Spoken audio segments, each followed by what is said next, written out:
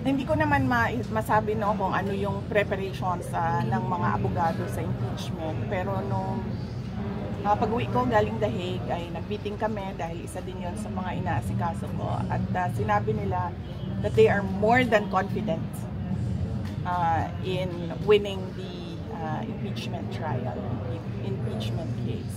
So, yan lang yung masasabi ko. May iba pa po kayo ng Some members of the Congress are also saying that this is your political move. Any comment? Hindi pa kasi ang nag-trigger ng paglabas ko ay yung ginawa nila kay Pangulong Duterte at yung ginawa nila na